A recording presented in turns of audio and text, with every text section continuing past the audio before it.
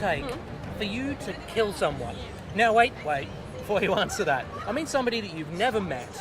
Somebody you just walk up to them with a gun, boom, one in the head, done. Because that's the question that Jason Starr asks in issue 1 of Untold Tales of the Punisher, Max.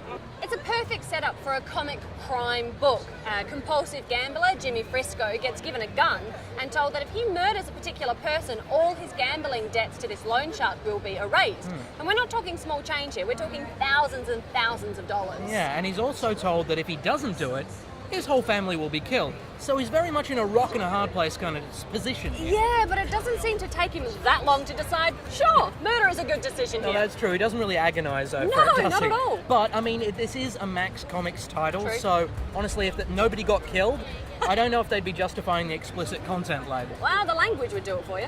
Okay, so yeah, there is some swearing, but I think it's all justified. No, that's the thing. It is all relevant, and the violence when it happens isn't gratuitous or over the top. I mean, Roland Bosch's artwork fits so beautifully with the kind of Punisher-style story. It's dark, it's moody, there's a lot of shadows, and the characterization of the faces is so good.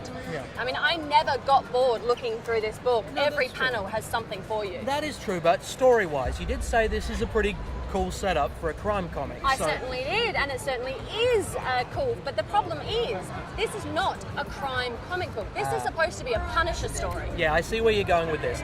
Not enough Frank Castle. Not nearly enough Frank Castle. I mean, I understand that this is the untold stories of the Punisher. I know that it's supposed to be in a more of a real world, gritty kind of era, but 34 pages of a comic and he shows up in 9?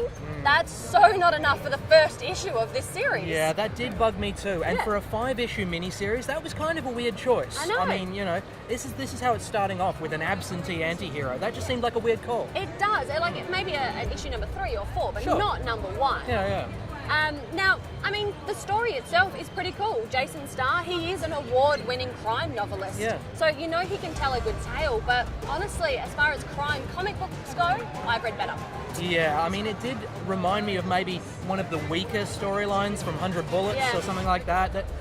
Overall, I'm going to have to give this one a borrow. Yeah. I mean, there's nothing really wrong with it, but there's better crime comics out there. There is, and don't go to this if you think you're going to be able to jump off into the Punisher saga, because you're not going to. Anyone who's actually been reading Max Punisher, this is a nice little kind of full stop to the end of that saga, Yeah. but don't start with this one. Head back into the trades, find those. It's going to be a borrow for me as well. It's a good story, the artwork is great, but it's not a Punisher story for me.